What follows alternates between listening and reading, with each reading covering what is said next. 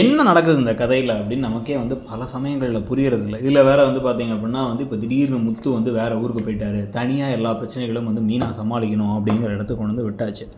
ஆனால் இதில் இருக்கக்கூடிய கடுப்பான விஷயம் என்ன அப்படின்னா, சிந்தாமணி ஒரு தொழில் போட்டியாக இந்த விஷயத்த பண்ணிகிட்ருக்காங்க. அவங்களுக்கு இதில் ஒரு ஆதாயம் இருக்குது. நமக்கு வர வேண்டிய ஆர்டர் நம்மளோட நல்லா பண்ணுற இளமையான ஒருத்தங்களுக்கு போயிடுச்சு அப்படின்னா அவங்க என்ன எனர்ஜி போட்டு செய்வாங்க, எஃபர்ட் போட்டு செய்வாங்க. அப்படியே கொஞ்சம் கொஞ்சமாக நம்ம பிஸ்னஸ் காலி ஆகிடும் அப்படின்னு சொல்லிட்டு ஒரு பெரிய முன்னோக்கு பார்வையில் என்ன முடிவு பண்ணுறாங்கன்னா, இவங்களை காலி பண்ணணும்னு முடிவு பண்ணுறாங்க. ஓகே, இது சரி தப்புங்கிறத தாண்டி இதில் இருக்க விஷயங்கள் நம்மளால் புரிஞ்சிக்க முடியுது. எதனால இது நடக்குது அப்படின்னு புரிஞ்சிக்க முடியுது.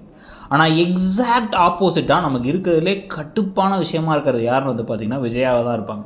விஜயா பண்ணுறது செய்கிறது எல்லாம் லாஜிக்கே கிடையாது. விஜயாவுக்கு சின்ன வயசில் நடந்த ஏதோ ஒரு விஷயத்தால், ஏதோ ஒரு பிரச்சனையால் தன்னுடைய மகன் முத்து மேலே பாசம் இல்லாமல் போயிடுது. முத்து மேலே அவரை பார்த்தாலே வெறுப்பு வருது.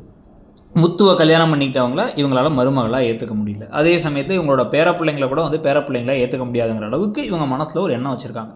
இப்படி இருக்கும் பொழுது இப்போ இவங்களுக்கு இருக்கக்கூடிய பிரச்சனை என்னென்னா இவங்களாம் நம்ம வீட்டில் இருக்கிறது வேணாம், வீட்டை விட்டு அனுப்பணும் தான் நினைக்கிறோம். ஆனால் மீனாவை வேலை வாங்குறதா வேலை வாங்கிப்பாங்களாமா, மீனாவை வெளில அனுப்ப அப்பப்போ ட்ரை பண்ணுவாங்களாமா, மீனா பிஸ்னஸில் வளரக்கூடாதுன்னு நினைப்பாங்களாமா. இந்த அளவுக்கு வெறுப்பு வர அளவுக்கு என்ன நடந்துச்சு? அதெல்லாம் ஒன்றுமே நடக்கலை. இருந்தாலும் அவங்க 1.5 லட்ச ரூபா பணத்தை இழந்துட்டாங்கன்னா சந்தோஷப்பட்டுட்டு இருக்காங்க. இப்போ எப்படியோ மீனா இந்த பணத்தை திருப்பி மீட் எடுக்கணும். ஏன்னா கடன் வாங்கினதே கிடையாது, சிந்தாமணியோட ஹஸ்பண்ட் கிட்ட தான் கடன் வாங்கியிருக்காங்க.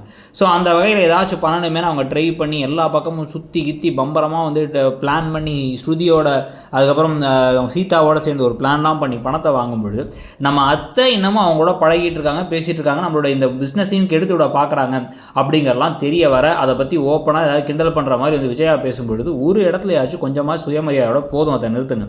இப்படி ஒருத்தவங்களோட வீட்டில் இருக்கிறதே எனக்கு அசிங்கன்னு நினைக்கிறேன். இப்படி ஒருத்தவங்க இருக்கிற அவங்களோட மூச்சு காற்றை சுவாசிக்கிறதே எனக்கு அவமானம் நினைக்கிறேன். நான் அந்த வீட்டை விட்டு கிளம்பி போயிட்டே இருக்கேன். என் கணவர் ஊர்லேருந்து வந்தோடனே நாங்கள் தனி கொடுத்தோம் போயிடுறோம். இதுக்கப்புறம் உங்கள் மூஞ்சிலே நாங்கள் முடிக்க விரும்பலங்கிற அளவுக்கு கோவப்பட்டுட்டு அப்புறமா அந்த பிரச்சனைகளை எப்படி தீர்க்கிறதுங்கிறத பார்க்கணும். நீங்கள் என்ன நினைக்கிறீங்கிறத சொல்லுங்கள்.